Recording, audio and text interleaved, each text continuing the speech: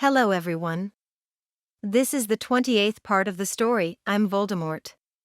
Chapter 183, Ancestral Servitude. Huh? Where am I?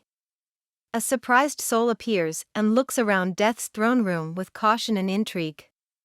The soul looks to be between 25 and 30 years old with bright blonde hair, shining blue eyes, and a symmetrical aristocratic face. From what Tom can see of his transparent body, he seems to have trained his body well during his time alive. Hello, Arthur. It's an honor to meet you, Tom says respectfully to his ancestor. You as well. Where am I?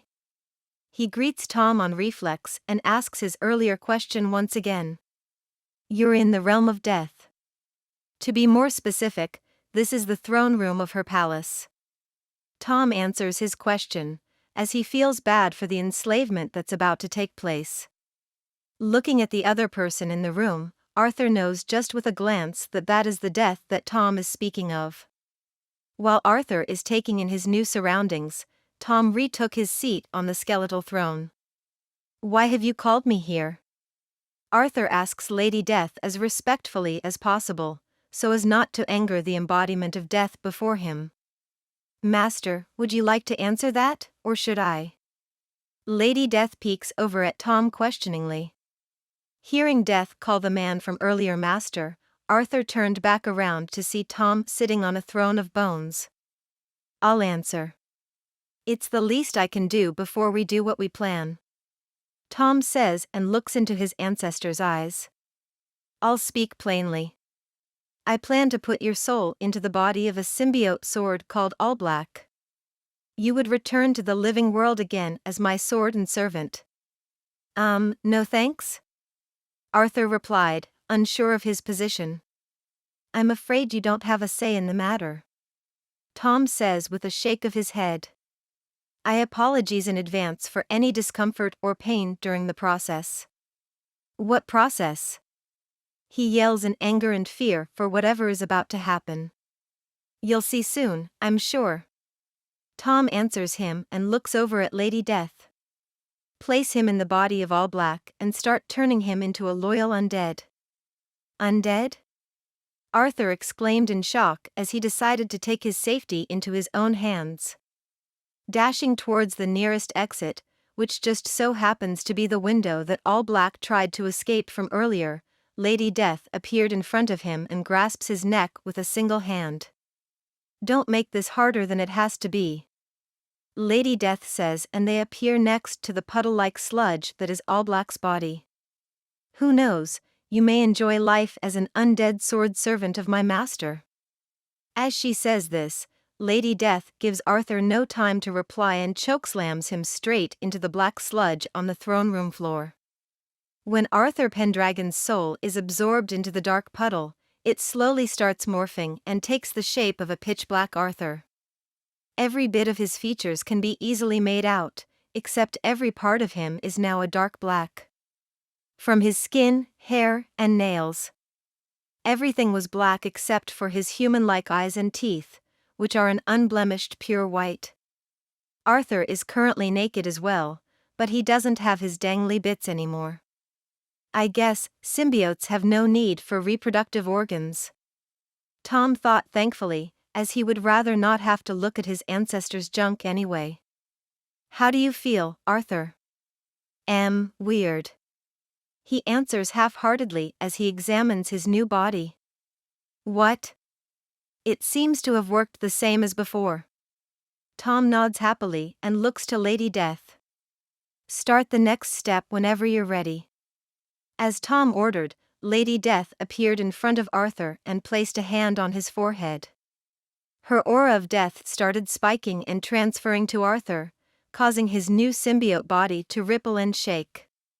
What are you doing? Get off of me! Arthur yells in pain with fear evident in his voice. He tries to struggle and break away from Lady Death's grasp, but for some reason, not a single part of his body would budge an inch. No matter how hard he tried, his new body wouldn't respond at all. Soon, Lady Death's hand was caked in black energy that slowly started pouring into Arthur's body. With every second that goes by, Arthur's sludge-like body started to bubble and boil as he screamed in agony. Ah! Suddenly, Lady Death released his forehead and Arthur fell to the ground, seemingly unconscious. His bubbling body came to a simmer and lay unmoving on the throne room floor. Did it work? Tom asked, hoping that nothing went wrong. Yes, I just have to give him his first command. Lady Death turns to answer her master's question and then says the magic word. Awaken. Arthur's eyes open instantly as he rises to his feet and greets Lady Death with a deep bow.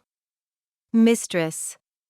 He pays his respect in a slightly raspy symbiote voice. See, it worked just fine.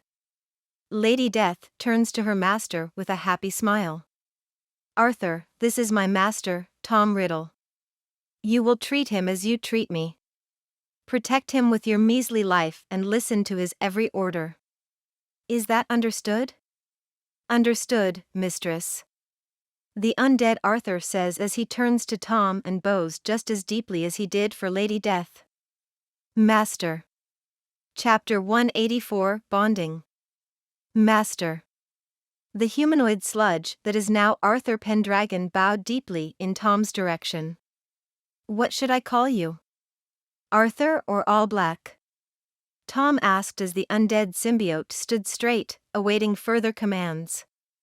You can choose, Master. He replies, uncaring of his new name. What do you think, Death?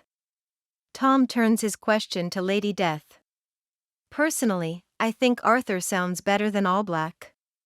Just remove the Pendragon name so nobody gets suspicious. If anyone asks, you can just say you named your sword after your ancestor. Lady Death gives her opinion. All right, sounds good. Tom nodded and looked over at his new pitch-black servant. From now on you're Arthur. Just Arthur. I understand, Master. Arthur says with a quick bow. Good, now that's taken care of, we should test your ability to turn into a sword. Tom says, getting a questioning look from his new servant. I can turn into a sword? Arthur asks confusedly. Yes, I'll talk you through it on the first try, but I expect you to start practicing diligently afterward. Tom says, getting a nod from his new servant. Good, now close your eyes and try picturing a sword. Any style you like. I'm sure it won't be hard for you.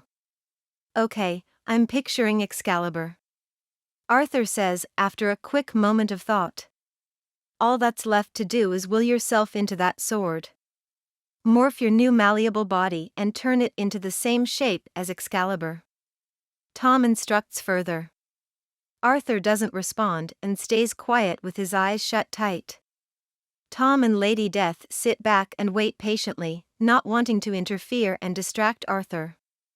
After a minute of silence, Arthur's body started shifting and slowly morphed into a perfect pitch-black sword. The sword is different from the old All Black, but was the same type of style. A beautiful medieval sword as dark as could be.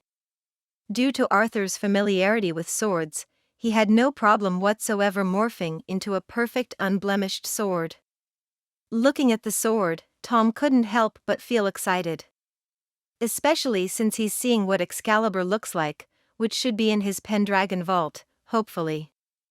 I wonder if Arthur would be able to absorb Excalibur? Tom thought as he hoped that would be the case, or else he would have to learn a two-sword style, so he can wield them both. Putting that thought to the back of his mind, for the time being, Tom stands from the skeletal throne, strolls up to the pitch-black Excalibur look-alike, and grasps the handle in his hand. Just from touching the sword, Tom can feel the power it holds. As Tom picks up the sword, Arthur acts on instinct and forms a bond between them with Tom as his host. The sword melts into a liquid and covers Tom's hand, climbing up his arms and to the rest of his body. Once Tom's body was covered in black tar-like liquid from head to toe, Arthur melted into his skin, merging with his new host completely. As Tom felt and saw All Black do all of this, he didn't panic and simply let the symbiote do as it pleased. He knew that Arthur wouldn't hurt him after turning into one of Lady Death's undead.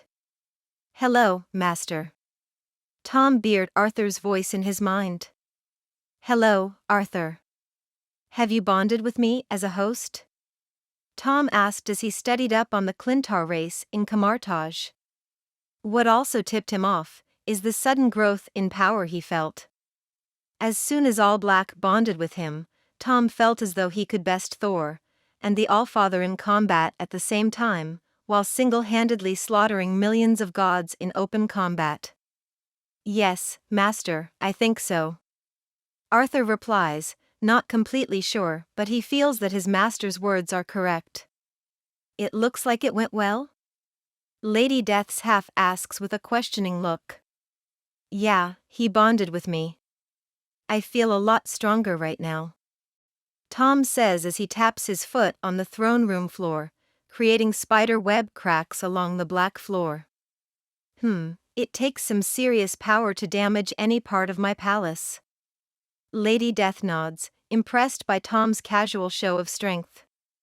"Yeah, I'll have to get this under control before heading back to school. I wouldn't want to kill some kid by simply bumping into him."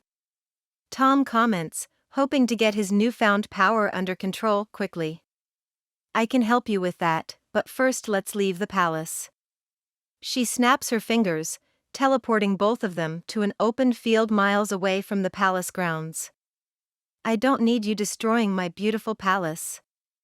Seeing that he doesn't have to watch his strength anymore, Tom decides to test it out by stomping the ground as hard as he possibly could. Boom! A loud explosion is heard as the ground beneath Tom and Lady Death dents inward a few meters in what seems to be a mile-long radius. Seeing the extent of his power, Tom just stood there slack-jawed and eyes wide open. He truthfully didn't think this would happen. "Huh?" Tom couldn't utter a single word. Tom thought maybe he would cause some cracks and a good-size indent, but nothing could have prepared him for anything like this. "I told you before. It takes some serious power to be able to harm my palace," Lady Death says in an "I told you so" type of manner. Are you ready to start getting that power under control? Chapter 185, Fighting and Flying. Are you ready to start getting that power under control? Lady Death asks, ready to begin at any moment. Yeah, sure," Tom says, breaking from his earlier shock. "All right, come at me with all you have. We'll fight until you can get yourself under control." She holds her arms open, waiting for Tom to make the first move. "Okay, here I come," Tom says as he kicks off the ground, launching himself towards his deathly servant. As he appears in front of Lady Death, Tom pulls back his fist and strikes her square on the jaw. The sound of the impact matched the noise of thunder clapping, but Lady Death didn't budge a single inch. Her head tilted to the side slightly as she looked at her master with an impressed expression. "Wow, it's been a long while since anyone has hit me with that amount of force," she says with a nod of recognition towards her master. "Very impressive, Master." Even knowing that Lady Death is legitimately impressed and recognizes his strength, Tom feels as though he's being looked down on and belittled in this situation. Pushing that feeling away, as he knows it's just his misconception, Tom wins back his leg and kicks towards Lady Death's ribs. After giving Tom his free hit, Lady Death didn't see a need for him to get another one. Moving faster than the eye could see, Lady Death moves her hand to the side and catches Tom's leg by the shin. "Ugh, I feel like this was a bad idea," Tom mutters as Lady Death smiles seductively and backhands him across the face. The impact made the same thunderclap as Tom's first strike, except hers actually sent him flying across the open field and into a line of black trees. "Ow, that hurt," Tom says as he climbs out of the torn-down trees and brushes himself off. "Would you like my assistance, Master?" Arthur asks Tom telepathically. Yeah, you got any other powers except the sword? Tom asks, not wanting to use the god-killing sword against Lady Death, as he's only trying to get his strength under control at the moment. Maybe? 1 second. Arthur says, unsure of his current powers. Suddenly, 2 black wings emerge from Tom's back, shocking him for a brief second. Wow, that's interesting. Can I fly now? Tom asks Arthur through their bond. I think so.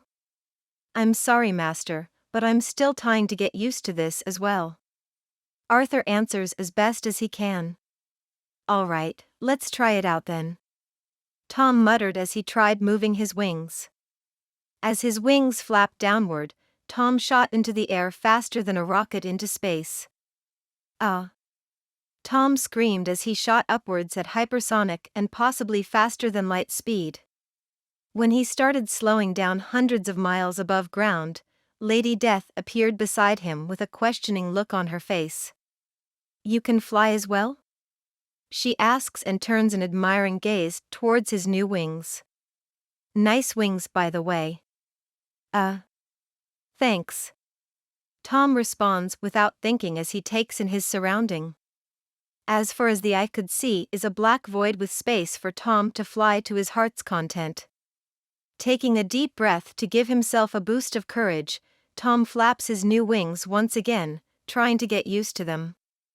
As Tom flew through the sky, practicing his newfound flight skills, Lady Death followed along, watching her master soar through the air inelegantly. Soon, after almost an hour of practice, Tom started getting the hang of his black wings. With every well-timed flap, Tom maneuvers through the air with a smile on his face. Anyone could fly on a broom in the wizarding world, but there's something freeing about flying without needing one. After getting his flight under control, Tom lands in a random area and Lady Death appears next to him. Did you enjoy yourself, Master? She asks, seeing the smile plastered on his face. Yes, that was exhilarating. Tom says excitedly, causing Lady Death to smile at her master's behavior. Should we get back to our spar? You should have school in a few hours, I think. Lady Death says, breaking Tom from his earlier excitement. Yeah, you're right. Let's get back to it. Tom says and immediately gets launched away by another backhand from Lady Death. After landing and brushing himself off, Tom couldn't help but think Lady Death was enjoying this. The fight began once again, but Tom wouldn't really call it that. It was more of a one-sided beat-down, where Lady Death constantly manhandled him. No matter what Tom did, she would always counter him and send Tom flying across the realm of death like a rag doll. Although the beat-down was gruesome, with every passing moment, Tom was slowly getting his newfound strength under control. Due to his new power, durability, and stamina, the spar lasted far longer than Tom imagined it would. By the time they finished, almost 2 days have passed since Tom's arrival. Tom missed a day of Hogwarts, and was in the process of missing another. Panting on the floor, Tom lay exhausted from his never-ending one-sided fight. Checking the time and date with a quick spell, Tom saw that he missed class, but it was definitely worth it. Now, Tom has enough control over his strength not to murder people with the smallest of actions and mistakes.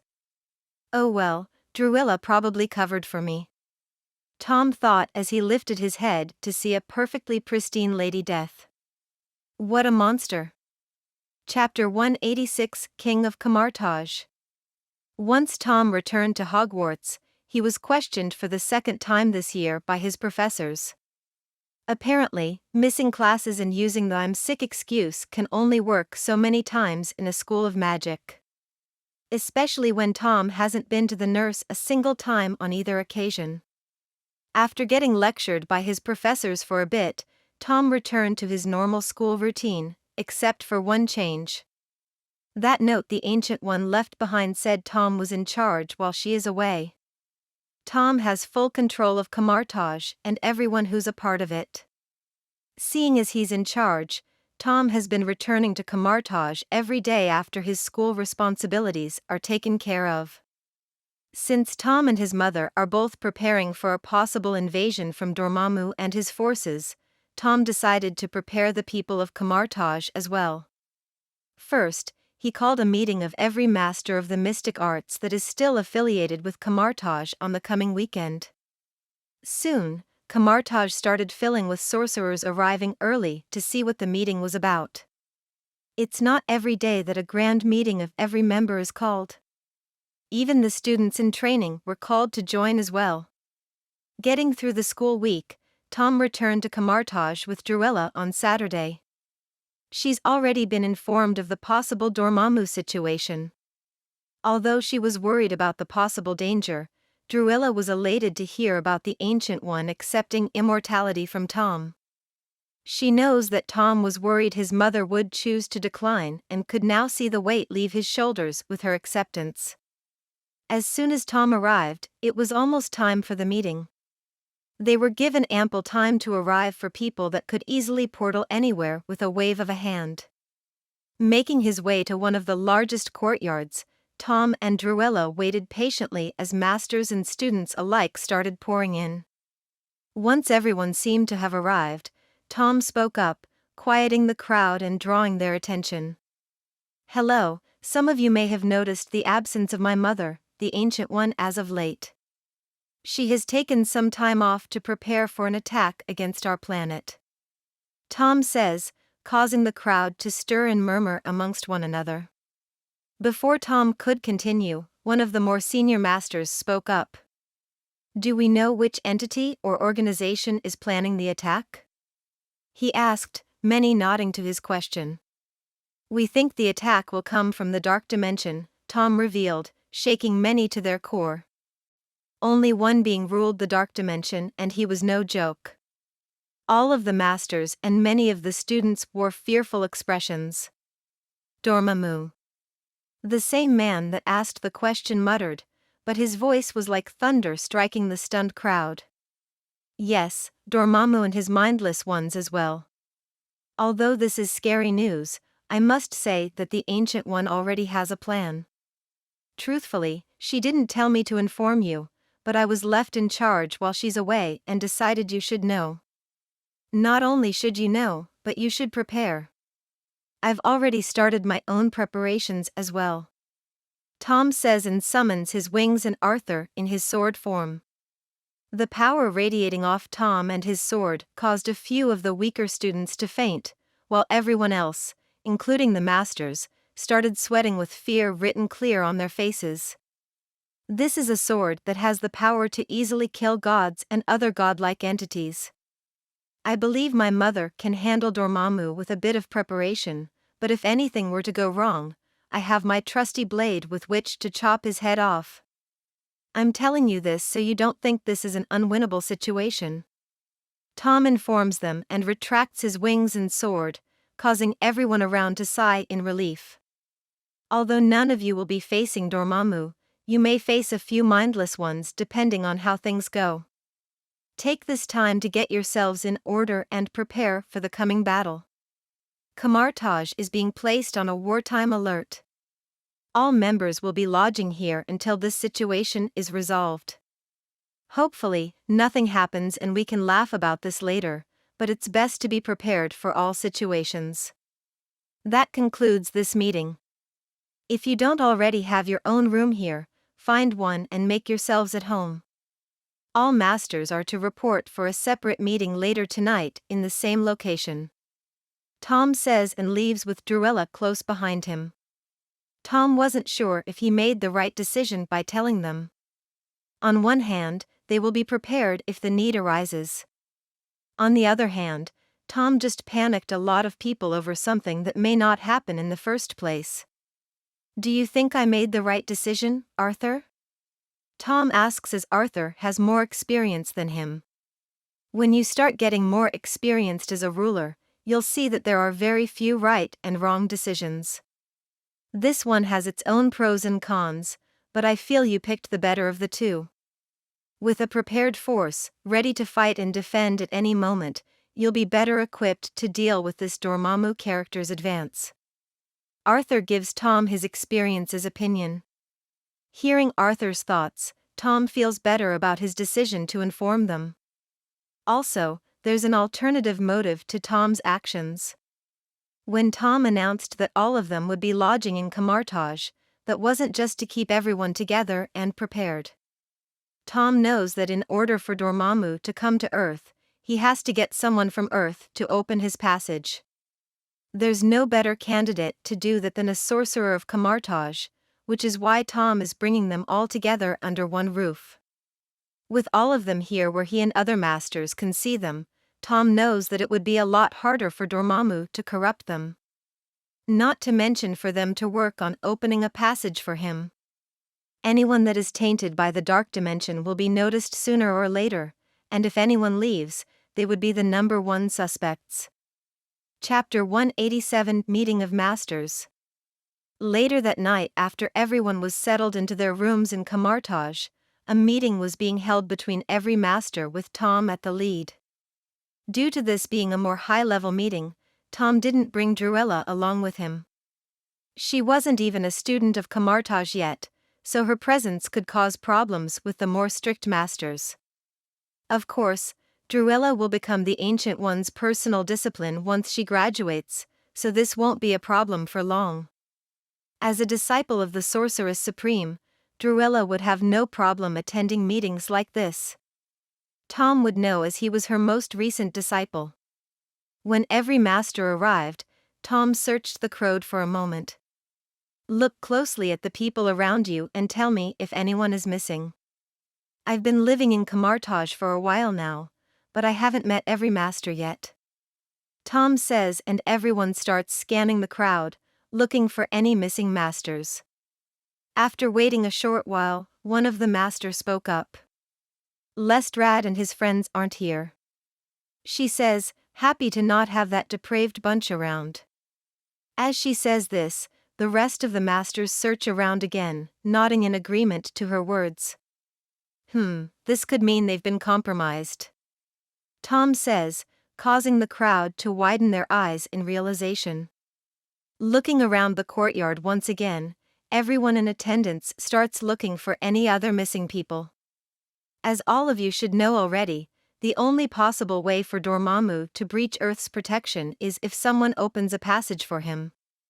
I've brought all of us together, so we can watch for any possible corruption within our ranks, and see who didn't show up.